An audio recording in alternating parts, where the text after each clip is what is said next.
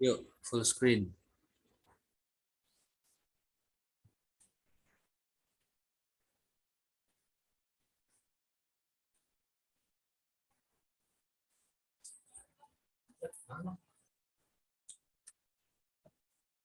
Baik, Assalamualaikum warahmatullahi wabarakatuh. Eh, Kami dari kelompok 3 mata kuliah manajemen kebencanaan akan mempresentasikan tentang potensi ancaman bencana, yaitu angin puting beliung, abrasi, dan juga kebakaran hutan atau kebakaran lahan. Sebelum kami mempresentasikan, kami akan memperkenalkan anggota dari kelompok 3. Yang pertama yaitu Armita Desi Mahira dengan NPM 20103060019. Kemudian ada Rista Rahmadani dengan NPM 20103060098. Ada saya sendiri Ahmad Syaifuddin dengan NPM 20103061101, dan terakhir yaitu Egi Alifaki dengan NPM 20103066101. Yang pertama adalah potensi ancaman bencana, yaitu angin puting beliung. Nah, kita akan membahas tentang pengertian dari angin puting beliung itu sendiri. Angin puting beliung adalah pusaran angin kencang dengan kecepatan kurang lebih 120 km per jam atau lebih. Angin puting beliung ini sering terjadi di wilayah tropis di antara garis balik utara dan selatan, kecuali di daerah-daerah yang sangat berdekatan dengan khatulistiwa. Nah, bencana angin puting beliung ini itu disebabkan oleh perbedaan tekanan pada cuaca. Nah, angin puting beliung yang bergerak dari lautan dapat mengaduk air laut di bawahnya dan pusat menyebabkan gelombang besar yang bernama badai. Di pusat badai, mata angin yang bertekanan rendah akan membentuk kubah air yang tinggi. Kubah air ini akan menjadi banjir bila angin badai menghantam daratan. Kemudian menurut Sudi Baktio dan Daryono pada tahun 2008 ada tiga fase terjadinya angin puting beliung, tiga fase terjadinya potensi ancaman angin puting beliung ini. Fase yang pertama adalah fase tumbuh, yaitu di mana suatu daerah memiliki gradien temperatur vertikal di atas minus 0,8 atau 100 meter. Ini membuat udara di sekitar terasa panas sehingga akan menghisap banyak uap air dan muncullah arus udara naik yang kuat dan membentuk awan konvektif. Itu adalah fase tumbuh dari angin puting beliung. Yang kedua adalah fase dewasa atau fase masak. Nah, di mana gradien tekanan horizontal yang besar akan menyebabkan angin dari daerah sekitar menuju daerah bertekanan rendah dengan kecepatan tinggi. Sehingga ketika massa udara berkecepatan tinggi yang bertentangan bertemu akan menyebabkan arus udara membentuk pusaran yang dipengaruhi oleh gaya Coriolis. Kemudian di fase yang terakhir adalah fase punah, di mana tidak ada lagi udara yang naik dan udara yang turun perlahan meluas ke seluruh awan, kemudian melemah sehingga angin puting beliung tersebut menghilang. Selanjutnya akan dijelaskan oleh teman saya.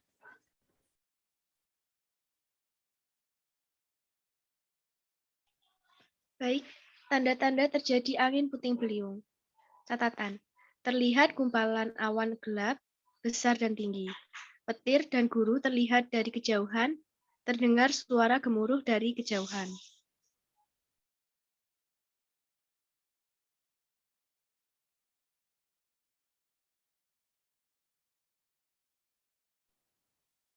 Kemudian, penanganan saat terjadi angin puting beliung. Yang pertama, bawa masuk barang-barang ke dalam rumah agar tidak terbawa angin. Yang kedua, tutup jendela dan pintu, lalu kunci. Yang ketiga, matikan semua aliran listrik dan peralatan elektronik. Yang keempat, jangan tiarap di atas tanah. Yang kelima, jika terasa petir akan menyambar, segera membungkuk, duduk dan peluk lutut ke dada. Selanjutnya, hindari bangunan yang tinggi, tiang listrik, papan reklame, dan sebagainya. Dan yang terakhir, segera masuk ke dalam rumah atau bangunan yang kokoh.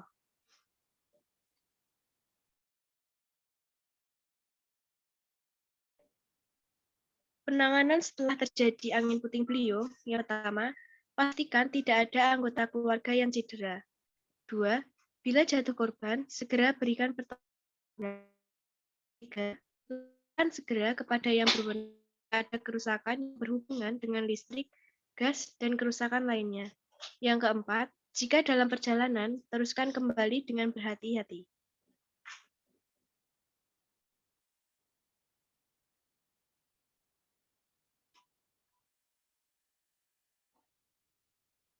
Proses angin puting beliung. Yang pertama, fase tumbuh awan cumulonimbus, yaitu terdapat awan yang di dalamnya memiliki arus kuat yang naik ke atas. Ketika hujan belum turun, titik-titik air maupun kristal es masih tertahan oleh adanya arus yang naik tersebut sebelum menuju ke puncak awan. Yang kedua, fase dewasa awan cumulonimbus, yaitu titik-titik air yang sudah tidak tertahan akan naik ke puncak awan ketika hujan turun. Ketika hujan telah turun, maka terjadi gaya gesek antara arus udara yang naik dan yang turun.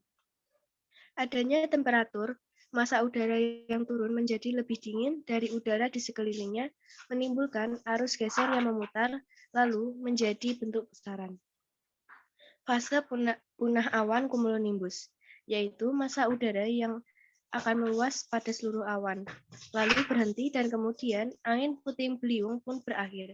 Hal tersebut karena tidak ada massa udara yang naik hingga kemudian massa udara turun secara meluas di seluruh awan.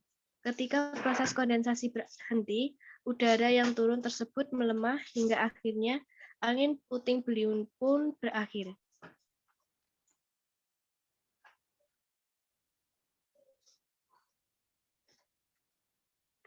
Selanjutnya akan disampaikan oleh teman saya.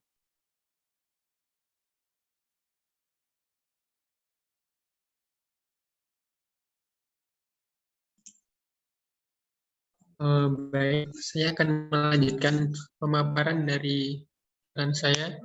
Yang kedua adalah abrasi. Pada di sini pengertian abrasi sendiri adalah kerusakan garis pantai akibat terlepasnya material pantai, seperti pasir atau lempung yang terus-menerus dihantam oleh gelombang laut atau dikarenakan oleh terjadinya perubahan keseimbangan angkutan sedimen di perairan pantai. Arus dan gelombang yang cukup kuat, serta rusaknya ekosistem terumbu karang di sepanjang perairan di pantai Padang menyebabkan abrasi yang terjadi semakin mengkhawatirkan.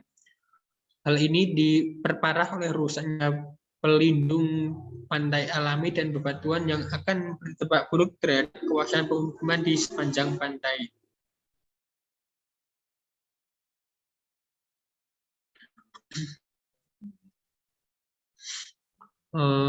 Jadi abrasi sendiri itu disebabkan oleh dua faktor. Yang pertama adalah faktor alam. Faktor alam yang dapat menyebabkan abrasi pantai diantaranya adalah pasang surut air laut, angin di atas lautan, dan gelombang laut dan arus laut. Serta faktor yang kedua adalah faktor mana. Dari sini ada beberapa perilaku yang menjadi penyebab terjadinya abrasi pantai yang disebabkan oleh manusia sendiri, yaitu adanya ketidakseimbangan ekosistem laut di mana terjadinya eksploitasi besar-besaran yang dilakukan oleh manusia terhadap kekayaan sumber daya alam, seperti ikan, terumbu karang, dan biota lainnya. Sehingga apabila terjadi arus atau gelombang besar akan langsung mengarah ke pantai dapat menimbulkan abrasi. Jadi apakah dampak abrasi sendiri? Jadi dampak abrasi sendiri itu adalah pertama penyusutan garis pantai sehingga daratan utama semakin berkurang dan membahayakan masyarakat pesisir yang tinggal di pinggir pantai. Yang kedua adalah rusaknya hutan bakau di sepanjang pesisir pantai sehingga memperbesar risiko bencana seperti bisa terjadinya sebuah tsunami. Yang ketiga adalah berkurangnya sumber daya ikan dan plasma luvah karena rusaknya hutan bakau.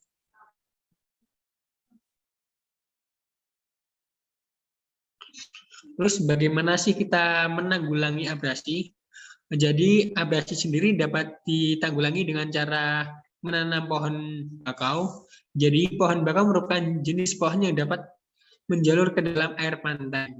Akar pohon yang kuat menahan gelombang dan arus laut yang mengarah ke pantai agar tidak menghancurkan bebatuan dan tanah di daerah pantai. Yang kedua, memelihara terumbu karang. Terumbu karang memiliki fungsi sebagai penjaga gelombang. Dengan begitu, apabila ekosistem terumbu karang diperbaiki, maka dapat meminimalisir abrasi. Yang ketiga, melarang penambangan pasir. Pencegahan abrasi dapat dilakukan bila persediaan pasir laut masih memadai, sehingga gelombang air laut tidak menyentuh garis pantai.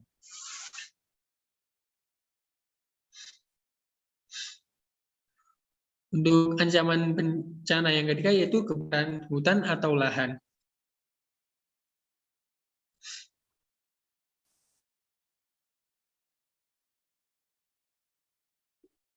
Apa sih pengertian kebakaran hutan sendiri?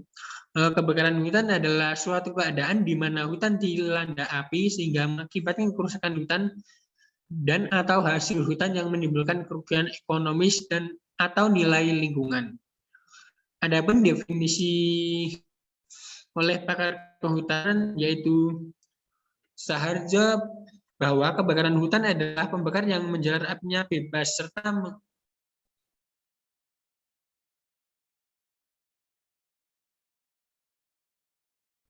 Anjir.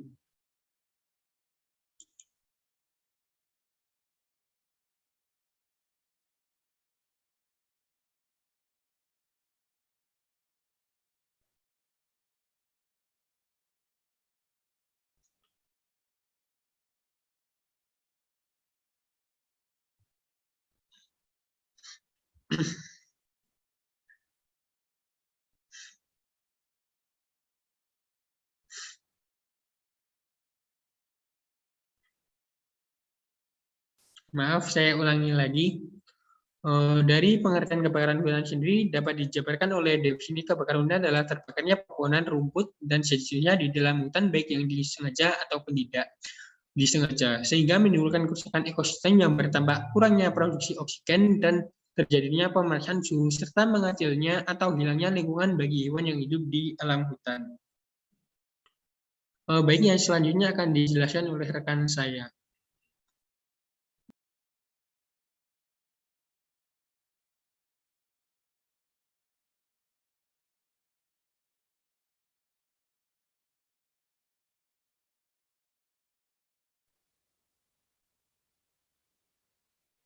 Jenis kebakaran hutan pertama yaitu ada surface fire, kebakaran permukaan. Kebakaran permukaan mengkonsumsi bahan bakar yang terdapat di lantai hutan, baik berupa terasah, jatuhan ranting, delok-delok yang bergelimpangan di lantai hutan, tumbuhan bawah, dan sebagainya yang berada di bawah tajuk pohon dan di atas permukaan tanah. Yang kedua yaitu ada crown, itu kebakaran tajuk, di mana mahkota pohon dan semak terbakar api. Mahkota terutama sangat berbahaya di hutan jenis conifer karena bahan resinus diberikan dari pembakaran kayu membakar mati. Yang ketiga yaitu ground fire.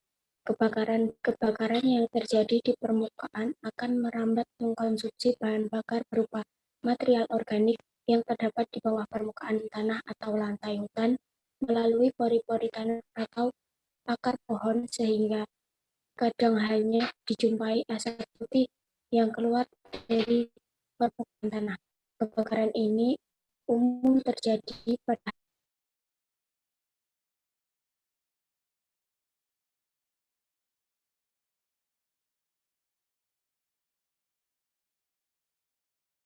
penyebab terjadinya kebakaran hutan.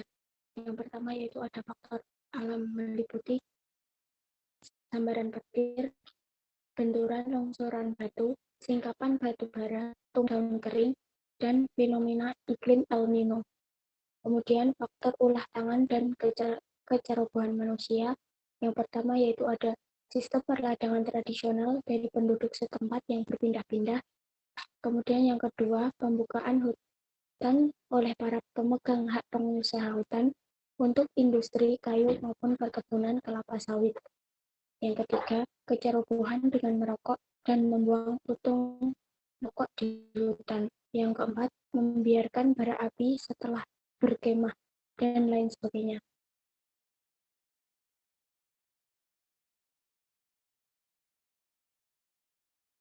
Proses terjadinya kebakaran hutan. Yang pertama yaitu pre-ignition atau pra-penyalaan, dehidrasi atau distilasi, atau pirolisis merupakan proses-proses yang terjadi pada fase pre-ignition. Pemanasan melalui radiasi dan konveksi akan lebih dari 100 derajat Celcius, sehingga uap air, bahan organik yang tidak terbakar, dan zat ekstraktif berkumpul di permukaan bahan bakar dan dikeluarkan ke udara. Yang kedua yaitu flaming combustion atau penyalaan. Fase ini berupa reaksi eksotermik yang menyebabkan kenaikan suhu dari 300 hingga 500 derajat Celcius. Pirolisis mempercepat proses oksidasi atau flaming dari gas-gas yang mudah terbakar. Akibatnya, gas-gas yang mudah terbakar dan uap hasil pirolisis bergerak ke atas bahan bakar, bersatu dengan O2 dan terbakar selama fase flaming. Yang ketiga yaitu smoldering atau pembaraan.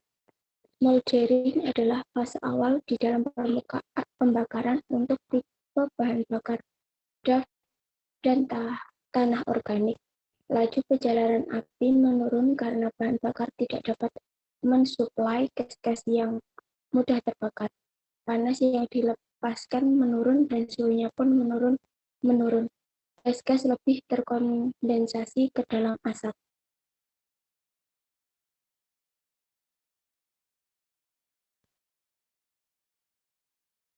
Kemudian ada glowing atau pemijaran.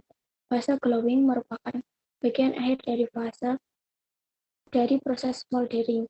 Pada fase ini, sebagian besar dari gas-gas yang mudah menguap akan hilang dan oksigen mengadakan kontak langsung dengan permukaan dari bahan bakar yang mengarang. Produk utama dari fase glowing adalah CO, CO2, dan abu sisa pembakaran. Pada fase ini, temperatur puncak dari pembakaran bahan bakar berkisar antara 300 hingga 600 derajat Celcius. Yang kelima yaitu extinction. Kebakaran akhirnya berhenti pada saat semua bahan bakar yang tersedia habis, atau pada saat panas yang dihasilkan dalam proses smoldering atau flaming tidak cukup untuk menguapkan sejumlah air dari bahan bakar yang basah. Panas yang diserap oleh air, bahan bakar, udara sekitar, dan bahan inorganik seperti batu-batuan dan tanah mineral mengurangi jumlah panas yang tersedia untuk pembakaran sehingga mempercepat proses extinction. Akibat dan dampak kebakaran hutan. Dampak terhadap ekologis dan kerusakan lingkungan. Terdiri dari tercemarnya udara oleh gas CO dan CO2. Kemudian, reaksi oksidasi yang terjadi pada proses pembakaran zat organik pada kayu atau daun kering. Hilangnya sejumlah spesies flora dan fauna, ancaman erosi, perubahan fungsi pemanfaatan dan peruntukan lahan, penurunan kualitas air, terganggunya ekosistem terumbu karang, sedimentasi di aliran sungai. Dampak terhadap sosial, budaya, dan ekonomi meliputi hilangnya sejumlah mata pencaharian masyarakat yang tinggal di pinggiran dan sekitar hutan, terganggunya aktivitas sehari-hari, peningkatan jumlah hama, terganggunya kesehatan masyarakat, produktivitas masyarakat menurun, menurunnya devisa negara. Upaya pengendalian kebakaran hutan. Yang pertama yaitu pendinginan. Api dapat dipadamkan dengan cara menurunkan suhu sampai di bawah suhu penyulutan dengan menggunakan air, pengurangan oksigen, Api dapat dipadamkan dengan cara menghilangkan oksigen dari bahan bakar yang sedang terbakar. Melaparkan. Api dapat dilaparkan dengan cara menghilangkan pasokan bahan bakar yang tersedia atau dengan cara membiarkan api untuk membakar ke arah penghalang alami. Yang keempat, bakar balas. Strategi ini dilakukan jika sama sekali tidak tersedia peralatan pemadam serta personil yang sedikit, yaitu dengan cara membakar bahan bakar berlawanan arah jalaran api. Sekian presentasi dari kelompok 3. Wassalamualaikum warahmatullahi wabarakatuh.